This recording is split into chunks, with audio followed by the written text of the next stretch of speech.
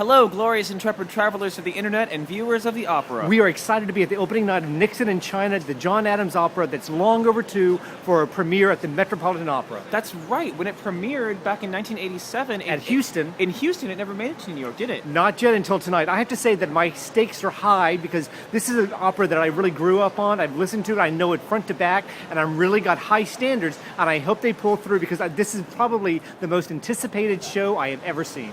I am just excited that we're seeing an opera that's in English. Enough said, we'll see you at the first intermission. So we just got out of the first act, and I've got to say, Nixon in China, you're doing a great job of filling up this huge house.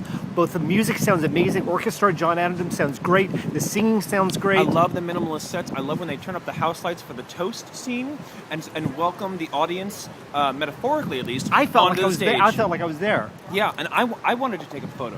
When all the fake flashes started going off, I thought to myself, oh, I should take a picture. And then I remembered, no, I can't. It's amazing how this is referencing today's political climate so much. Oh, so many of the lines. There's so many lines that were so prescient.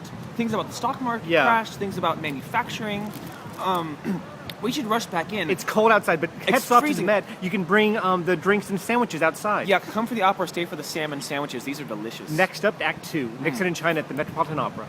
So this is the second intermission. Ha ha ha ha! Now, Andrew, I just want to say, Andrew, you pointed out to me going into this that Pat Nixon was an alcoholic. Yeah. As an explanation, like right as the second act was, third Well, she's act was starting. popping pills and she sees elephants And she's in her passed dreams. out, and she's having hallucination.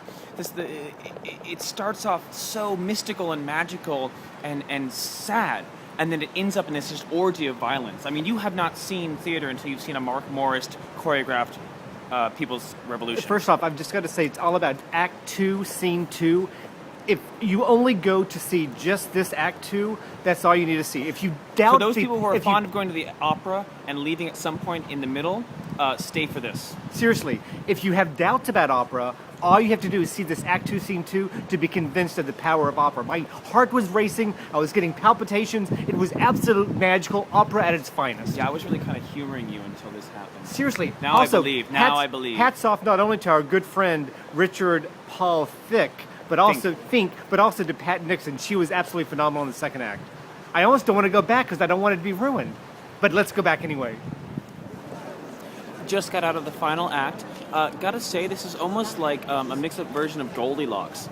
The first act was too cold, the second act was just right, and the third act was too hot. Really? What do you mean too hot? Like too hot, like crazy avant-garde, like they said motherfucker.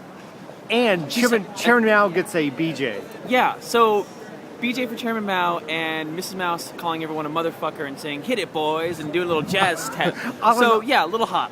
All in all, hats off to Janice Kelly, who is Pat Nixon. She did an amazing job throughout the entire show. And also our good buddy... Our new best friend, Mr. Fink. Amazing Harry Kissinger, an amazing voice. All in all, it's the sort of opera that you should try to make it if you know this. It's historic for more reasons than one.